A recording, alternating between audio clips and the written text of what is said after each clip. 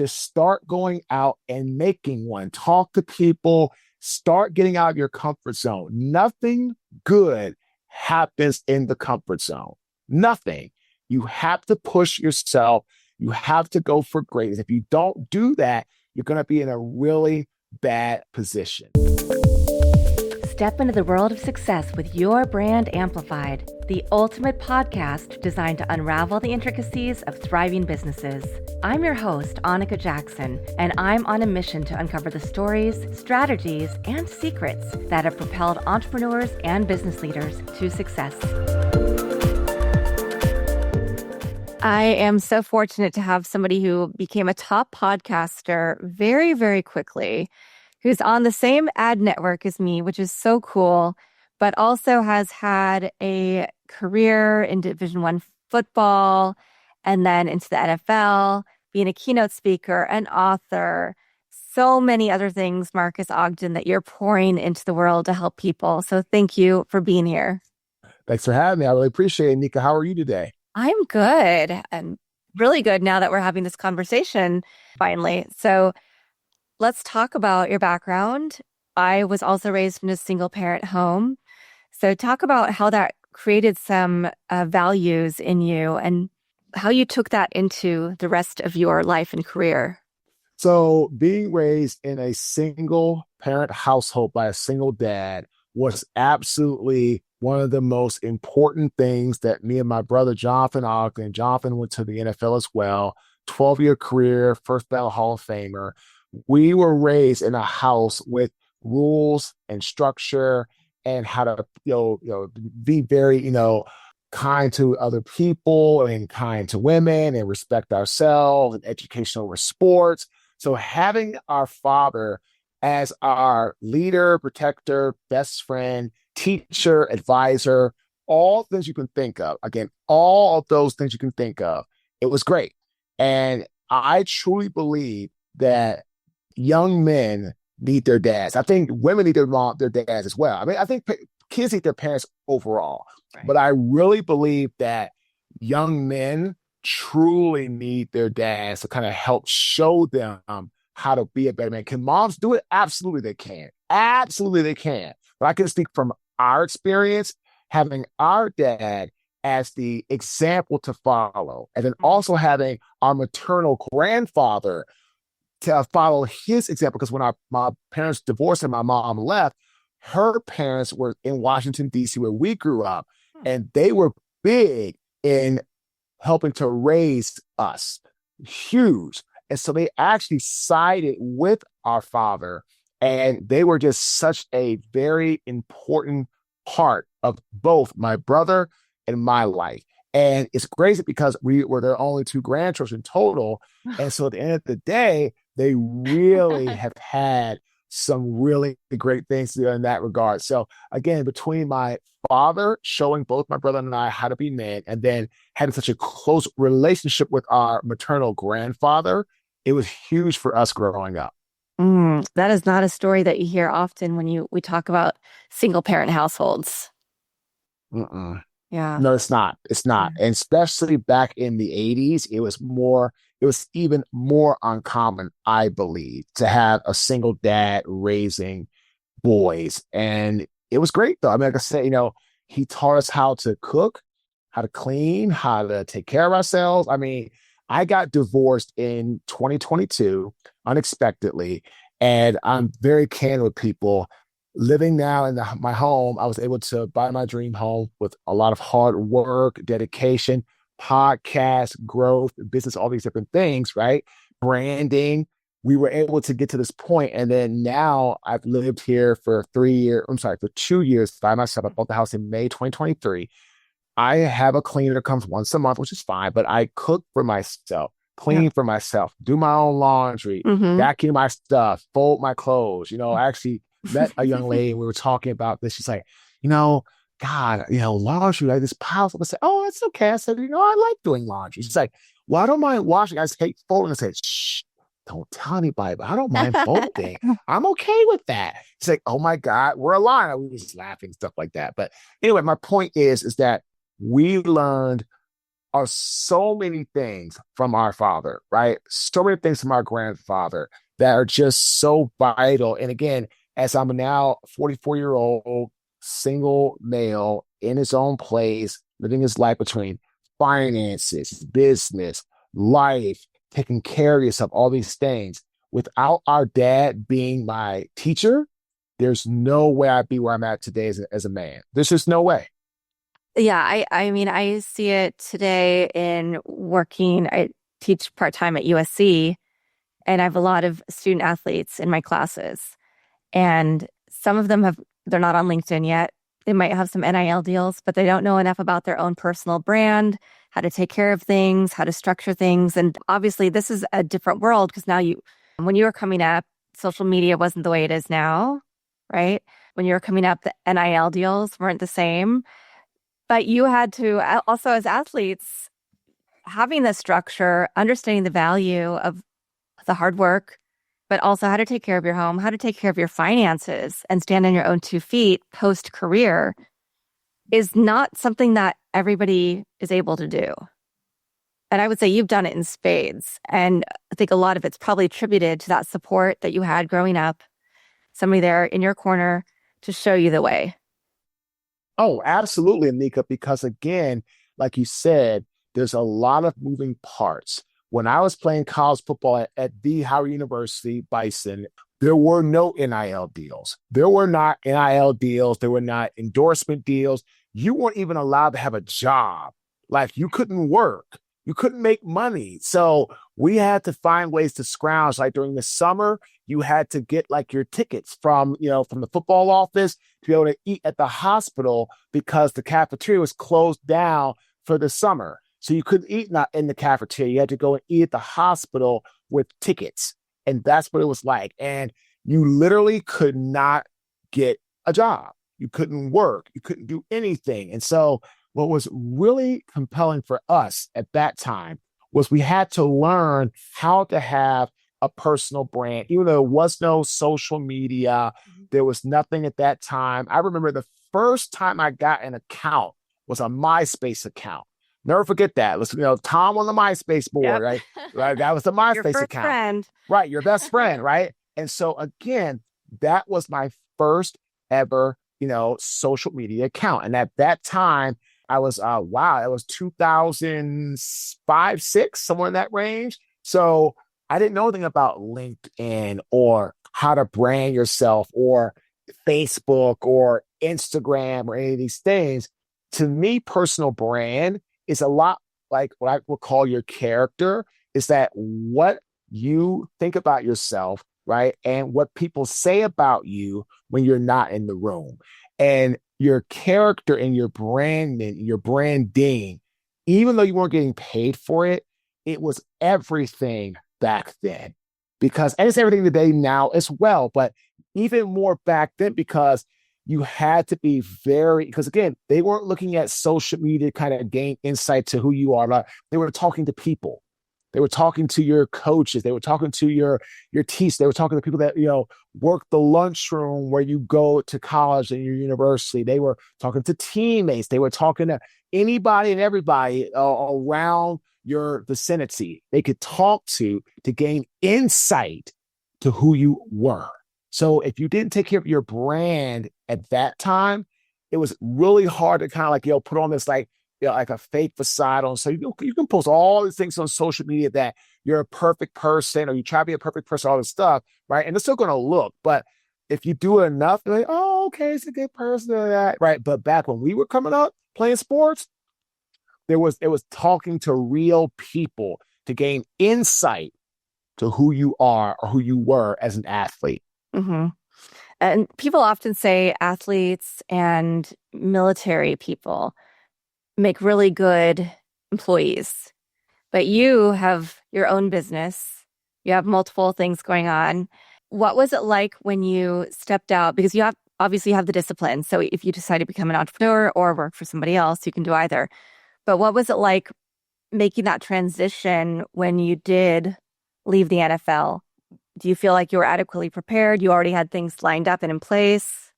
As a business owner myself, I can tell you that finding the right people to hire is absolutely brutal. You post a job, get flooded with hundreds of resumes, but somehow still can't find anyone with the actual skills you need. It's like searching for a needle in a haystack, but not with ZipRecruiter. ZipRecruiter finds amazing candidates for you fast. And right now, you can try it for free at ZipRecruiter.com/work. Here's what makes ZipRecruiter different. Their smart technology actually identifies the top talent for your specific roles super quickly. The moment you post your job, their matching system starts showing you qualified candidates immediately. Plus, you can reach out to your favorite candidates right away using their pre-written invite to apply messages. No more waiting around, hoping someone will notice your post. Ditch the other hiring sites and let ZipRecruiter find what you're looking for. The needle in the haystack. 4 out of 5 employers who post on ZipRecruiter get a quality candidate within the first day. Try it for free at this exclusive web address, ZipRecruiter.com/work. Again, that's ZipRecruiter.com/work. ZipRecruiter, the smartest way to hire.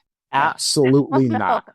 When I left the NFL in 2007, 2008, I had no purpose, no passion, no plan, which is why for about 6 months, I struggled immensely with painkiller addiction, alcohol, nightlife, gambling, just excessive behavior that was defiling my body in every way you can think of. And we had just lost our father in 2006. So for me, it took me to really get to a low point. I remember waking up one morning, it was probably like 3 o'clock in the morning, and I didn't even remember getting the tattoo on my right bicep. Like not a little tattoo, like a massive, almost full tattoo. And I drove to the location to get the tattoo. And I said to myself, wow, I am endangering myself. I am endangering others. I need to get my act together. I need to stop all this defilement of my body as far as the excessive drinking and all the things I was doing. I need to be more of a good human being like our father taught us to do. Yes, football's out of your life. Yes, you've lost your dad, but it doesn't mean you have to lose your self-respect, your dignity, and who you are as an individual. You stop ruining your character and stop ruining your reputation. Yeah. So that's what I did. And then I got into construction at that time, about 6 months after I left the NFL, give or take.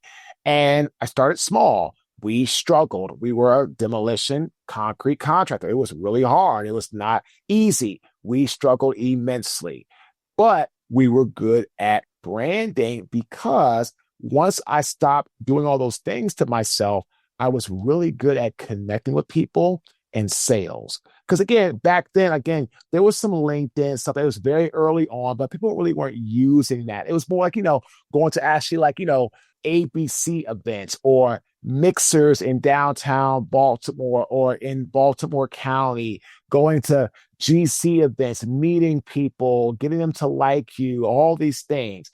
And, over time, we just built a reputation. My character, our company's character, became very well respected. And we then, just with hard work and one of my mentors going out of business, our brand stepped in and we became the largest African-American owned subcontractor in the area of site work, which is like earth moving and excavation in Baltimore City, the state of Maryland, and in the surrounding states. And we were up to about a $25 million a year company at that time, it's in 2011. But unfortunately, Anika, I ended up winning an award because I was named the Minority Contractor of the Year for the state of Maryland. And that award, which actually sits right on my wall, it's the Pioneer Award. We won that award, and that award was the beginning of me ruining my life. And it's actually kind of crazy that I have 2 little plaques on my wall in my office. I've got one where it says anyone could be a father, but it takes a special person to be a dad or daddy. Because our father got us that. We got that in Virginia Beach in like 1988 when our parents divorced. So I've had them out for almost 40 years. And then the other plaque is from 2011, and it was May 19, 2011. And again, when we won that award, everything started to really just go downhill. And so once that happened, it was the beginning of the end for me. Wow. So what happened? I mean, you've obviously bounced back. You then went on to write a book, Sleepless Nights, right? And then you had a speaking academy. You've had a number of different business endeavors and some shows since then.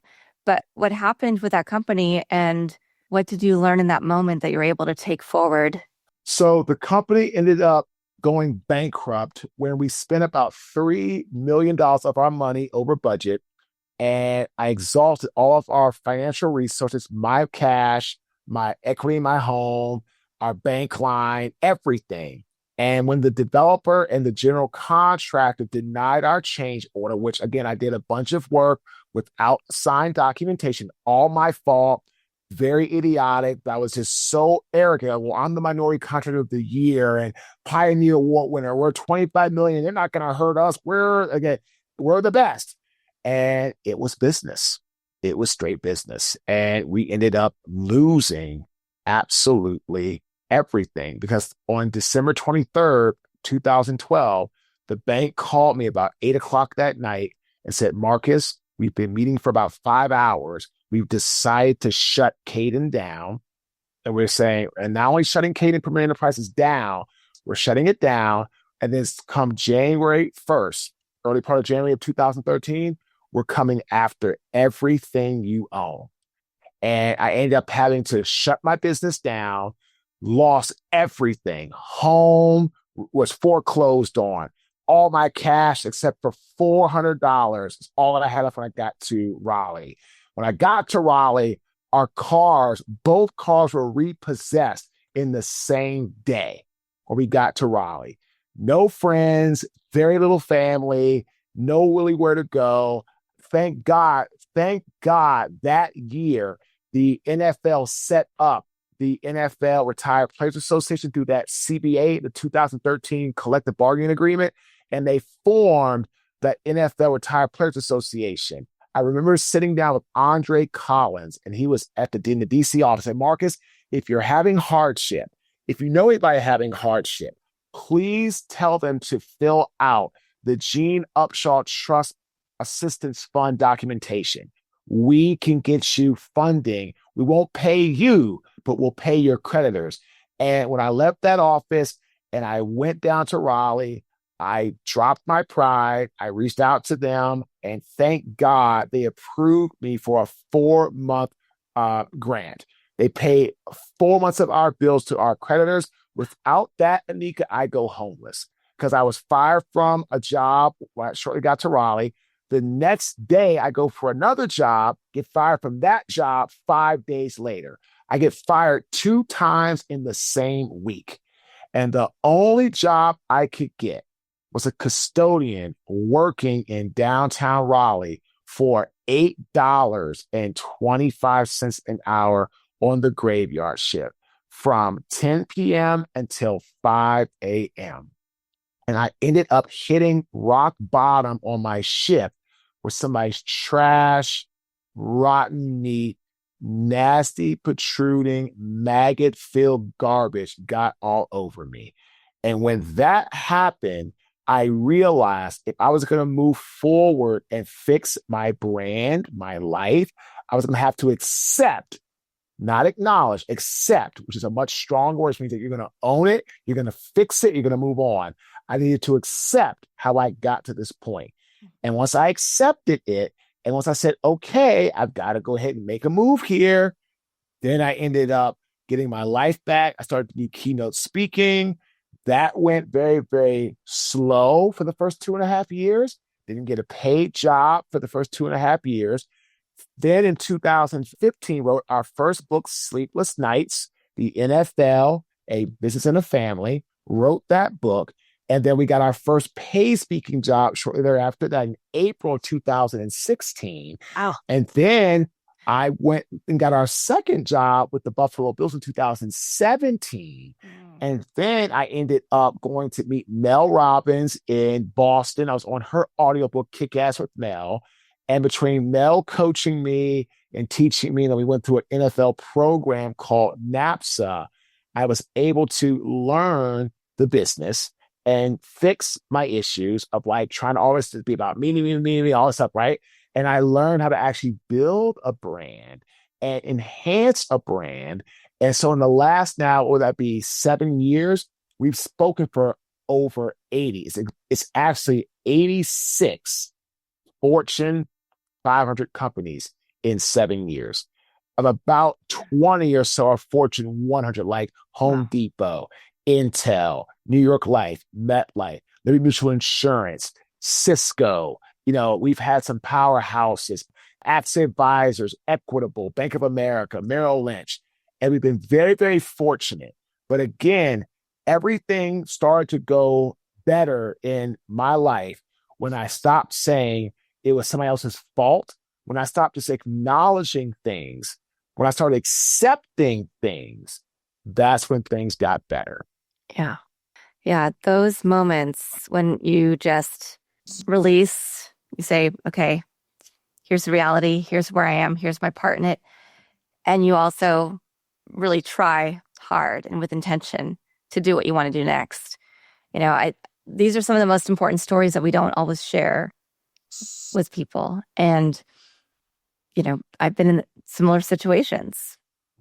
So I really appreciate the fact that you're being so open and transparent. I think it's important for people to see, even you can be at the highest of high, you can be in the NFL, you can be the best Black contractor in Maryland or in Baltimore, and then you can still have things that derail your path. But these are probably also lessons that help to have a much more stable base for what you're doing now. Oh, absolutely. Because in my opinion, without the hard lessons that I had to go through, there's no way I could coach people to help them push through their hardships, push through their hard times, and help them to potentially avoid huge catastrophic mistakes. People are going to make mistakes. That is life. That's going to happen. What I tell my clients is hire me so you don't end up like the 2012, 2013 version of me. Bankrupt, broke, not knowing how you're going to pay the next bill, not having any relationships, any friendships, any business associates, no network that you connected with that you have that you could go to for assistance. Like in 2013, like I didn't have anybody. The NFL just formed that new city, which was awesome, right? But I moved to Raleigh. I didn't know anybody except for my ex-wife and her family. I didn't know a soul here. It was nothing. And so it was truly a very hard road I had to go through. So I tell my clients, hire me so you don't end up like me. Does that mean you're not going to make mistakes? Absolutely not. What it means is you should mitigate mistakes, and you should also look to hopefully avoid potentially catastrophic, life-altering or earth-shattering mistakes that, unfortunately, a lot of people don't bounce back from. Yeah. So what does your day-to-day look like now? It's different. So we do a lot of, great things as far as, what we work on with, podcasts and outreach and things of that nature. Just constantly always, making things, move and groove, stuff like that. So very, very fortunate, in that regard that people love what we do and what we're at and all that kind of stuff. But, we coach people. We do a lot of work with our team on podcasts, and we go on podcasts. Our team is amazing. So we have our Inner Game community and our Inner Game scale room people can be a part of. We do a lot of things for speaking and coaching and consulting. And so we're just very, very busy with a lot of the professional development work and love it. I mean, it's absolutely amazing. But again, we've had to work through a lot of struggles and a lot of hardship and a lot of bad, dark days to get to this point. Yeah, I can't even imagine. And this has led to you have a new book as well. So that's another whole thing that you put time and energy into. Harnessing the Power of Expertise, which I imagine tells a lot about your journey. Yeah. I mean, what happens is you learn how to really position yourself and talk about things, it's really important, on that regard. So it's a very, very fortunate. It's very, very, I tell people all the time, you have to learn how to push forward and you have to learn how to really get in there and do what you need to get done. Because at the end of the day, it's such a huge, huge facet. Because I tell people, in order to move forward in life, you have to really push through a lot of the hardship to get to that level. It's just the way it is. And if you don't do that, you're not going to get to a position of where you want to go, where you want to be in your life. Yeah. So what is that first piece of advice that you give to somebody who is trying to get off the path that they're on right now? Focus on what you do well and focus on your strengths. I call it mastering self-awareness. In order to get yourself out of a funk, you have to figure out what it is that you do well and help you to get yourself into a better state of mind. We can always tell ourselves, you don't do this well, you don't do that well, so on and so forth. But what you have to start doing is you have to start looking at what you do well and what you do get accomplished. When you can do that, that's when the magic starts to happen on a larger scale. So I tell people all the time, you have to start looking and focusing on what you do well. Nice. And when you do that, then what's your next step? So from there, then talk to your network that you have good connections with and let them know what it is that you want to do.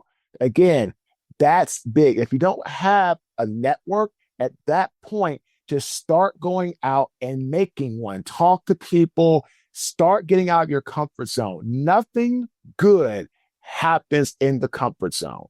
Nothing. You have to push yourself. You have to go for greatness. If you don't do that, you're going to be in a really bad position. So I tell people, you got to learn to get out there, go for it, and don't allow anybody else to take you off your path. Yeah, fantastic. I know you have more good advice, but I want to save it for people to buy your books, look at your coaching services, and also follow your podcast. Because I know you enroll a whole bunch of that. So, Marques, where do you go from here? I feel like you've had these ups and downs. You've had multiple types of businesses. You have so many things right now. You're a mentor, you are a coach, you're a consultant, brand ambassador, speaker, you have your podcast, you're an author, you are an owner of Grind Goods. Do you see that there's going to be a limit in your capacity? That's a great question. And honestly, with the team that we're building around, we are really working on me putting my energy and my time where it needs to be most with these different businesses. Yeah. And that's why we're building a structure. And we have a great partnership with a company called CRM Done Better. And that partnership has been huge for us because it has allowed us to build systems and get centralized with our stuff. And by doing that, that's when the magic starts to really happen. So we're really excited about that in that regard. And we tell people all the time, it's so important. It's so vital that you never, ever put yourself in a position where you think you know everything, because you don't know everything. But once you realize that, then you gain the biggest thing of all, which is your vulnerability. And that is your superpower. So learn to accept that you don't know everything, and it's okay to ask for help. Fantastic. We are going to link to your website in the show notes. But Marques, I always ask one last question. Do you have a favorite quote, mantra, verse, poem, family motto? One of my favorite quotes by Aristotle. Actually, you know what? That's a good one. I'm going to go with Bruce Lee's quote, okay? Never tell your mind negative thoughts in a joking manner. Your body cannot dissimulate the difference. Words cast spells. That's why it's called spelling. So choose wisely how you talk to yourself. I don't know that I've heard that one in full, but that's really good. Thank you for offering that. I live by that one. Yeah, that's a good one. Amazing. Well, I know we're going to continue following your journey. We'll have you back on, perhaps have you on one of my other podcasts as well. But I appreciate the time you've given out of this schedule that you have today to be on Your Brand Amplified. And can't wait to keep following what you're doing. Thanks, Anika. You were awesome. Thanks for having me on. Yeah, absolutely. And thank you to everybody who's watching this episode or listening to it on your favorite platform. Check the show notes, get the links for all the things that Marques is doing to put good into the world and help make your life, your business a little better. Thanks for listening or watching to this episode of Your Brand Amplified. Don't forget to leave us a rating or review on your favorite podcast listening platform. And if you want to learn more, check us out at yourbrandamplified.com.